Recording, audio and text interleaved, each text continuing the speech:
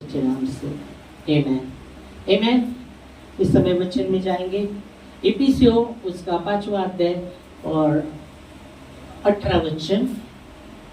यहाँ कहा गया कि डार्क रास्ते मत बने, उसमें लुच बने पर आत्मा से परिपूर्ण होते जाए। आमेन। इफिसियों 5 के 18 वचन में हम देखेंगे, पढ़ सकते हैं। और नफरत से मतवाले ना बनो, हाँ, क्योंकि इससे लुच्चापन होता है, पर आत्मा से परिपूर्ण होते जाओ। आमेन। तो यह वचन कहता है कि डार्क रास्ते मत बने, उसमें लुचपन पर आत्मा से परिपूर्ण होते जाए। आमेन।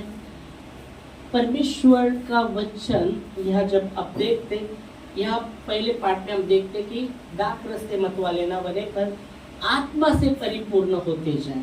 तो डार्क रास्ते मत बने, उसमें लुचपन है। तो यहाँ आप देख सकते, मैं 2 हफ्ते के पहले मैं बता रहा था आदतें के विषय में। आदतें जो बुरी आदतें, मतवालापन मतलब वो आदत में पूरी रीति से आदतें उनके जीवन में, तो कुछ आदतें रहती, कुछ अच्छी आदतें रहती, कुछ बुरी आदतें रहती।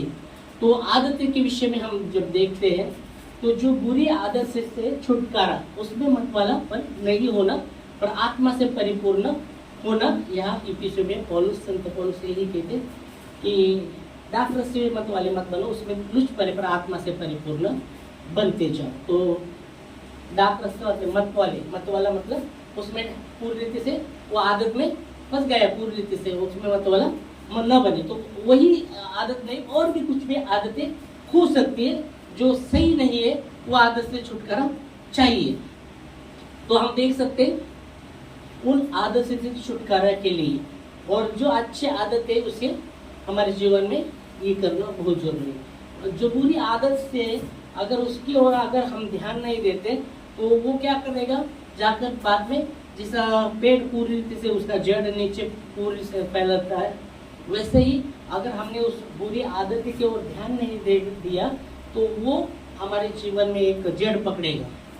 और बहुत ही फिर जो ऐसे पेड़ रहते जिनके जड़ एकदम नीचे जाते पूरी रीति से, उसको निकालना बहुत ही कठिन होता है, क्योंकि वो पूरा जड़ पकड़ा रहता है पूरे, तो उसका जड़ कितना तो दूर गया रहेगा, एकदम फुल, और कितना तो दूर रहेगा। तो वो ऐसे आदत से छुटकारा, उसके आदत ऐसे आदत से हम देखेंगे वो आदतें क्या है और उससे कैसे हमें जो बैड आदतें, बुरी आदतें और अच्छी आदतें को थामे रहना, उसके विषय में हम देखेंगे। तो जो बुरी आदतें हैं उसमें हम देख सकते हैं, बुरी आदतें हो सकता है, बुरी आदतें क्या, कुड़कुड़ाना, हमेशा कुड़कुड़ाते रहते हैं। परमेश्वर सहायता करता रहता है फिर भी कुड़कुड़ाते रहते हैं, कुड़कुड़ाना, क्योंकि इजराइल लोगों में वो आदत थी। परमेश्वर उनको अगुवाई कर रहा था, लेके चल रहा था, फिर भी वो परमेश्वर के विरुद्ध में कुड़कुड़ाने लगे थे। परमेश्वर के विरुद्ध में, उसके दास के विरुद्ध में कुड़कुड़ाने लगे थे और वो कुड़कुड़ाते रहते थे। तो ये जो आदत है उससे छुटकारा चाहिए, क्योंकि परमेश्वर का वचन हमें कुड़कुड़ाने के विषय में सावधान करता है। 1 कुरिन्थियों में 10 के 10 में वो सावधान करता है, वो कहता है कि इन आदत से हमें छुटकारा चाहिए। 10 से 11 आप पढ़ेंगे तो वहाँ वो कहता है इन आदत से छुटकारा के विषय में, जो कुड़कुड़ाने के विषय में बात करता है। तो उससे और ये चेतावनी देता है परमेश्वर, ये उन पर एक दुष्टांत गिरा था, पर अंत के समय जब हम हैं, ये बातें हमारे लिए ही लिखी गई हैं। 1 कुरिन्थियों 10 के 10 और 11 पढ़ सकते हैं।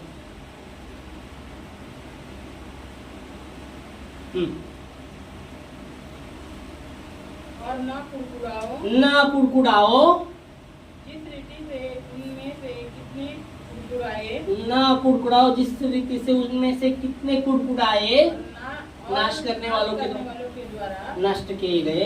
किए गए। हाँ, तो वचन कहता है उनके जैसे ना कुड़काओ, उसमें कितने ना कुड़कड़ाओ, जिसमें उसमें कितने तो लोग कुड़कड़े और नाश करने वालों के द्वारा नष्ट किए गए। फिर आगे, परंतु ये सब बातें जो उन पर पड़ी दृष्टांत की रीति पर भी, और वे हमारी चेतावनी के लिए जो जगत के अंतिम समय में पहले लिखी। हाँ, हमारे उन पर वो एक दुष्टांत पड़ा था, पर ये वचन कहता है हमारे लिए अंत के समय जब हम है हमारे लिए ही लिखी गई है। तो हम देख सकते हैं हर बात में कुड़कुड़ाना, शिकायत करना, हर बात में कुड़कुड़ाना, शिकायत करना, वो जो आदत है उससे छुटकारा चाहिए, उससे छुटकारा चाहिए हमें। और इसलिए वचन कहता है उन पर एक तो दुष्टांत गिरा था, पर ये अंत के समय में जब हम है ये बातें हमारे लिए ही लिखी गई। हमेशा शिकायत करना और कुड़कुड़ाना। तो अगर ऐसी हमारे अंदर अगर ये आदतें हैं तो हमें छुटकारे की आवश्यकता है। ये आदत अच्छी नहीं है, क्योंकि परमेश्वर का वचन हमें शिकायत के विषय में बात नहीं करता। परमेश्वर का वचन हमें कुड़कुड़ाने के विषय में बात नहीं करता कि कुड़कुड़ाओ मत। वचन कहता है कुड़कुड़ाओ मत, ऐसा नहीं कहता कि कुड़कुड़ाओ या शिकायत करते रहो, नहीं, ये नहीं कहता परमेश्वर का वचन। परमेश्वर का वचन कहता है हमें धन्यवादित बने रहना है, हर बात में धन्यवादित बने रहना है, हमें कुड़कुड़ाना नहीं है, हमें धन्यवादित बने रहना है। परमेश्वर के प्रति हमें धन्यवादित बने रहना है, ये परमेश्वर का वचन हमें सिखाता है। अगर ऐसे आदतें हमारे अंदर है, कुड़कुड़ाना, शिकायत करना, कुड़कुड़ाना, ये आदत से छुटकारा हमें बहुत जरूरी। नहीं तो अगर वो आदतें हमेशा हमारे लिए उसकी और हम ध्यान नहीं देंगे, वो एक हमारे जीवन में पूरी रीति से जड़ पकड़ेगी, वह पूरी रीति से जड़ पकड़ेगी, और वो आदत परमेश्वर के वचन के विरुद्ध में है। क्योंकि परमेश्वर का वचन कहता है कि हर परिस्थिति में 1 थेसलोनिकैस 5:18 में लिखा गया है, हर परिस्थिति में हम परमेश्वर को यीशु मसीह के नाम से धन्यवाद देते रहे। 1 थेसलोनिकैस 5:18 में हर बात में धन्यवाद करो, क्योंकि तुम्हारे लिए मसीह यीशु में परमेश्वर की यही इच्छा है। आमीन। हर बात में धन्यवादित बने रहो।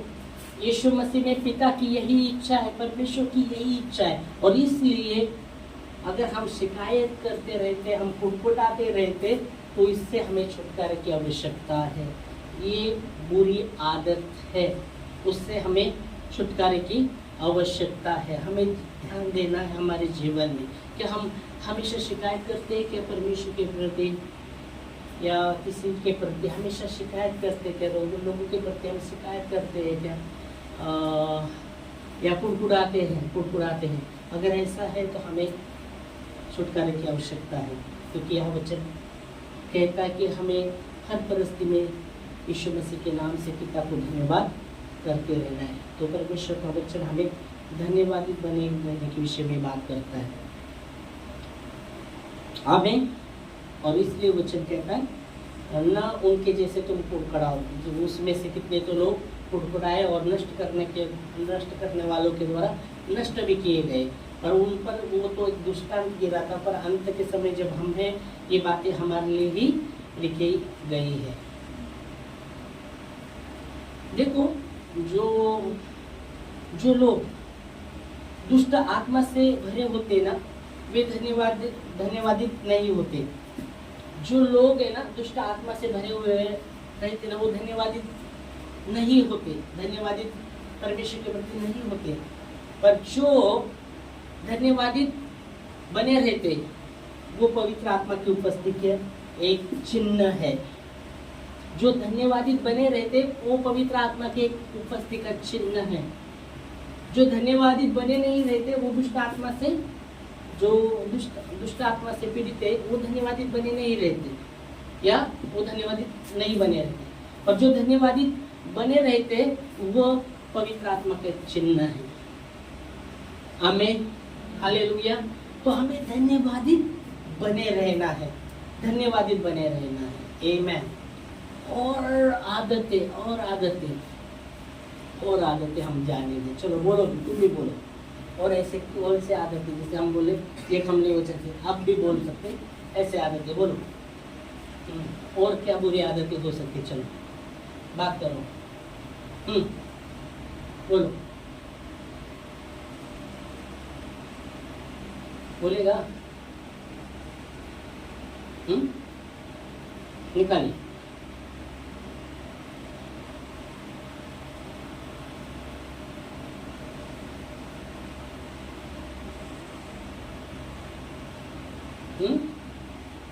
और क्या हो गई बुरी आदत?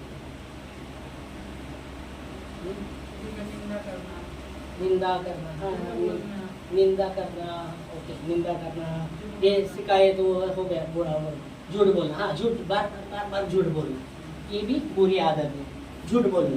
क्योंकि बाइबल कहती है, देखो झूठ झूठ झूठ झूठ झूठ झूठ बोलना, एक झूठ छुपाने के लिए दूसरा झूठ, उसको छुपाने के लिए तीसरा झूठ, है ना? एक झूठ छुपाने के लिए दूसरा झूठ बोलते रहते, ऐसे ऐसे झूठ। परमेश्वर का वचन कहता है परमेश्वर हमारा सच्चा परमेश्वर है, आमीन। और यीशु मसीह ने कहा यूहन्ना 8:32 में कि तुम सत्य को जानोगे और सत्य तुम्हें स्वतंत्र करेगा, आमीन। झूठ बाइबल कहती है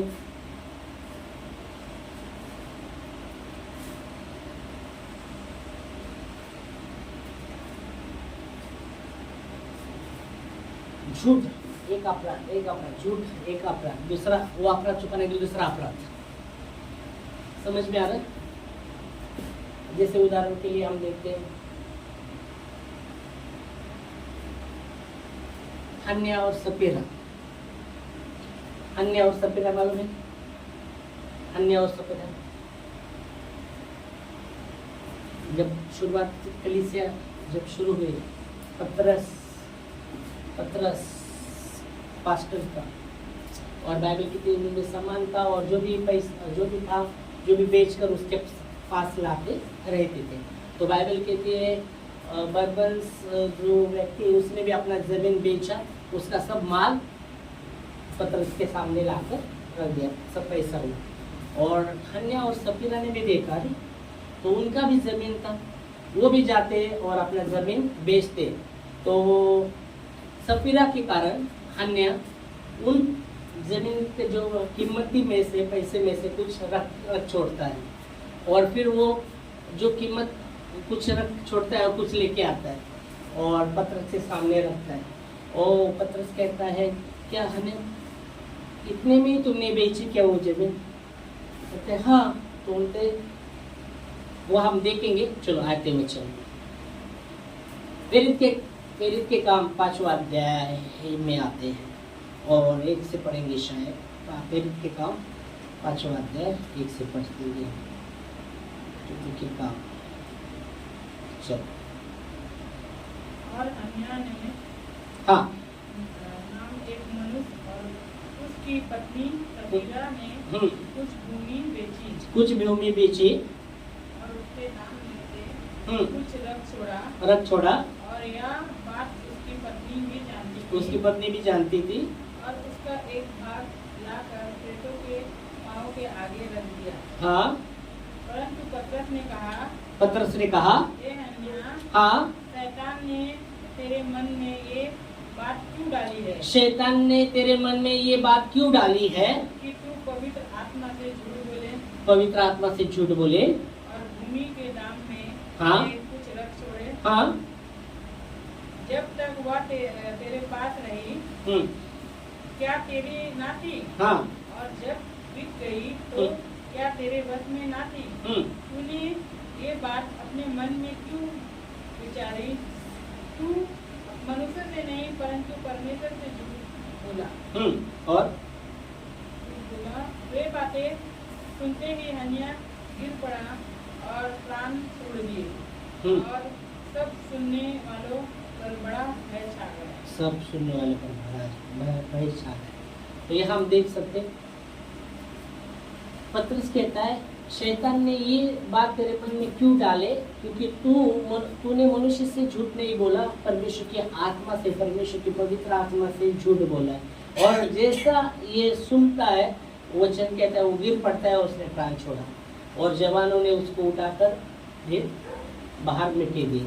और बाइबल कहती फिर से आगे जाकर सफीरा के विषय में, उसको वो भी जब आती है, वो भी आती है, तो उसको पता नहीं रहता कि उसका पति का क्या हुआ है। वो भी आती है और फिर वो पतरस उससे बात करता है। और फिर हम देखेंगे आगे चल। हाँ सुनो आगे। फिर जवानों ने उठकर हाँ उसकी आरती बनाई और बाहर ले जाकर गाड़ दिया। हाँ आगे। लगभग 3 घंटे बाद 3 घंटे के बाद उसकी पत्नी जो हाँ कुछ हुआ था ना जानकर भीतर आई। हाँ तब पतरस ने उससे कहा, हाँ मुझे पता, क्या तुमने वह भूमि इतने ही में बेची थी? उसने कहा, हाँ इतने में ही में। पतरस ने उससे कहा, ये बात क्या बात है? तुम दोनों ने प्रभु की आत्मा की परीक्षा के लिए एक किया है। देख, तेरे पति के गाड़ने वाले के द्वारा ही पर खड़े हैं, द्वार पर खड़े हैं और तुझे ही बाहर ले जाएंगे। तब वह तुरंत उसके पांव पर गिर पड़ी और प्राण छोड़ दिए। और जवानों ने भीतर आकर उसे मारा पाया और बाहर ले जाकर उसके पति के पास गाड़ दिया। और सारी कलीसिया पर और इन बातों के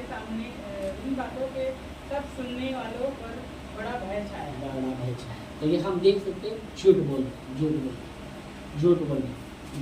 बाइबल की थी हन्या और सफेरिया के विषय में भी हमने देखा कि वचन कहता है उन्होंने वो जो भी उसमें से थोड़ा भाग रखा और थोड़ा आके उसके ये किया। तो वो वचन कहता है, हन्या को पतरस कहता है, तुमने मनुष्य से नहीं झूठ बोला पर परमेश्वर की आत्मा से झूठ बोला है। और शैतान ने तेरे मन में ये बात क्यों डाली? तो हम देखते शैतान, यहाँ पतरस कहते तेरे मन में शैतान ने ये बात क्यों डाली कि तू झूठ बोले। तो मनुष्य से नहीं, परमेश्वर की आत्मा से झूठ बोले। और वचन कहते हैं बाद में वो गिर कर मर जाता है। तो शैतान झूठा है। यूहन्ना 8:44 में लिखा गया है, यीशु मसीह ने उन लोगों से कहा, तुम अपने बाप शैतान की ओर से हो, उसकी लालसा को पूर्ण करना जानते हो। वो आरंभ से झूठा है। जब वो झूठ बोलता है अपने ही स्वभाव से बोलता है, क्योंकि उसमें सत्य ही नहीं। हम आते वचन यूहन्ना 8:44। चलो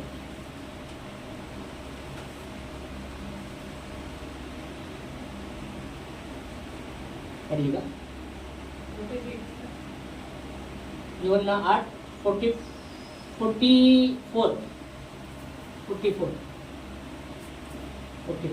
तुम अपने पिता शैतान से हो। यीशु मसीह उन लोगों को कहते हैं, तुम अपने पिता शैतान की ओर से हो और अपने पिता की लालसाओं को पूरा करना चाहते हो। अपने पिता की लालसा को पूरा करना चाहते हो। वह तो आरंभ से हत्यारा और सत्य पर स्थिर न रहा, क्योंकि सत्य उसमें है ही नहीं। सत्य उसमें है ही नहीं। जब वह झूठ बोलता, अपने स्वभाव से बोलता, है, क्योंकि वह झूठा है और झूठ का पिता। हाँ, तो झूठ का पिता। तो वचन कहता है, यीशु मसीह ने कहा, मैं ही मार्ग हूँ, मैं ही सत्य हूँ, मैं ही जीवन हूँ। और यीशु मसीह ने कहा, तुम सत्य को जानोगे और सत्य तुम्हें स्वतंत्र करेगा। तो सच्चाई, झूठ एक झूठ, दो झूठ नहीं, सच्चाई में हमें खड़े होना है। आमेन, हालेलुया।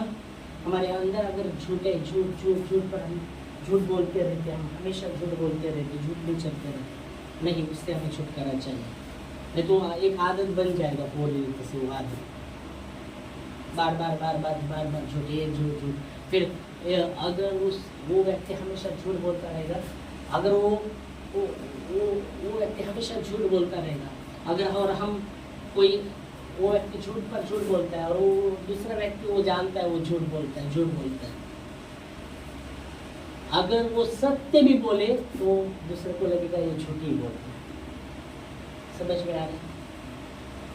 एक कहावत तो था, मतलब हम जब स्कूल में थे तो कहावत था लांडके आले कोल्ला कोल्ला आला कोल्ला आला, सब लोग गांव वाले भागते हुए आते, कुछ ही नहीं आता रहते, फिर भी वापस वो मजा कर देते रहते, फिर भी वो पकड़ते हैं, फिर भी वैसा है कोल्ला आला, सब लोग काटी मिट्टी लेके गाँव के आते, देखते तो कोई वो मजा करते रहते हैं।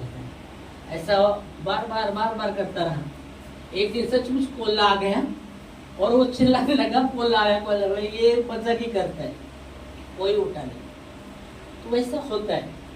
तो सच्चाई में हमें खड़ा होना बहुत ही जरूरी है।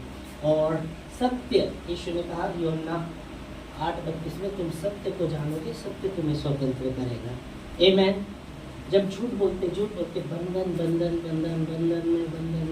हम फंसे जाते हैं, बंधन में झूठ बंधन, और फिर वो बंधन जैसा घूमता जैसे बोलते हैं ना, भौरे में कोई फंसा, भौरा मालूम रहते हैं जैसे नदी में भौरे रहते हैं, वो फंसा, वो व्यक्ति पूरा भौरा उसको नीचे लेके जाता है पूरी रीति से।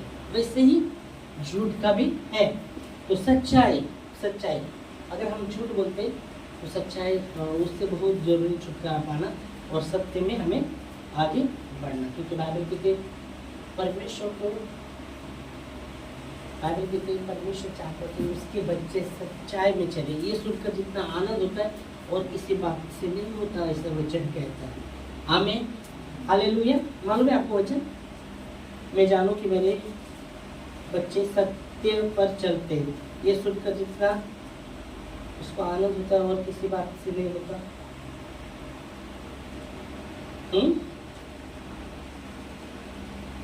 मालूम है आपको वचन पढ़ा है कि नहीं पढ़ा?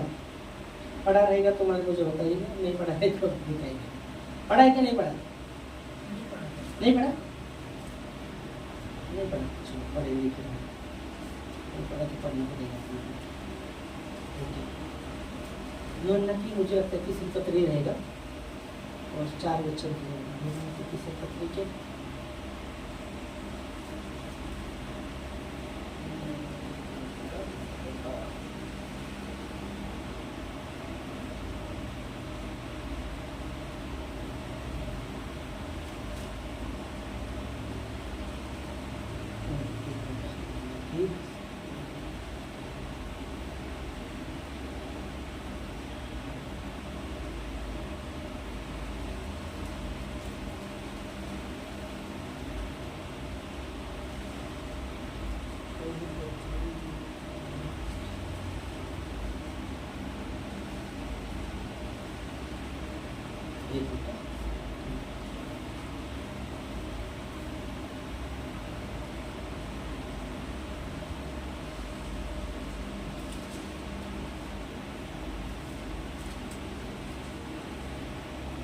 यूहन्ना की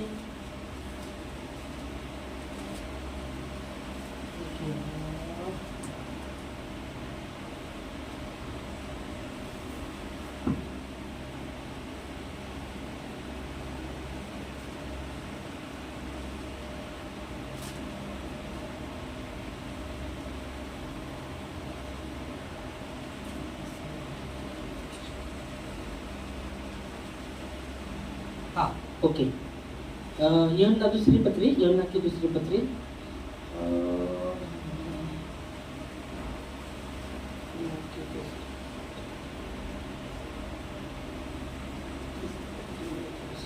इधर भी लिखा है क्या कैसे, ठीक है, आते हैं ये वचन में।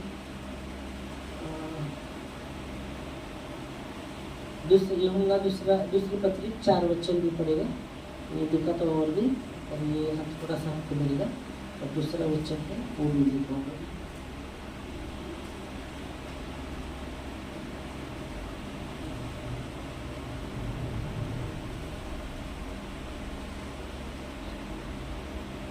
चार पढ़ो।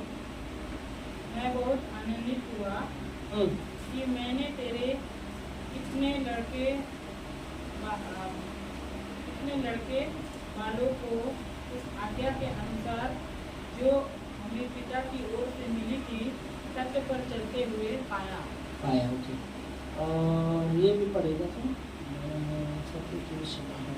पर वो वचन दूसरा है, पर ये पर इसमें भी सत्य के विषय में बात किया गया है। और वचन में इससे बढ़कर आनंद नहीं होता कि मैं नहीं जानूँ कि मेरे बच्चे सत्य पर चलते हुए सुनकर जितना आनंद होता है उससे ज़्यादा किसी बात से नहीं होता। वो भी वचन है, मैं बताऊँगा। यह वचन में हम देख सकते हैं सत्य के विषय में यहाँ भी बात किया है कि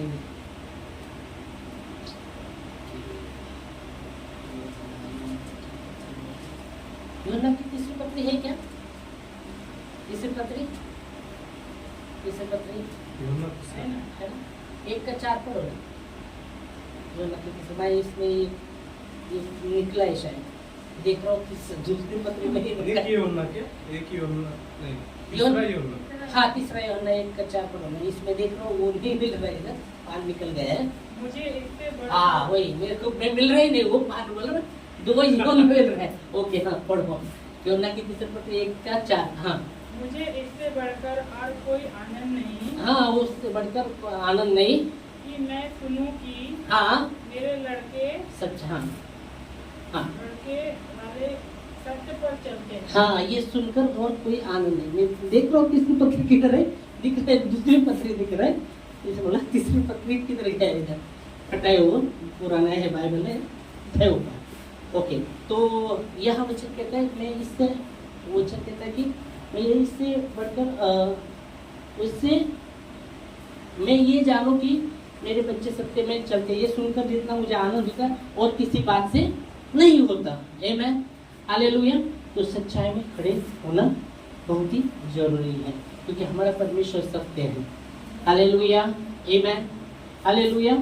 और हमें सच्चाई में चलना बहुत ही जरूरी है।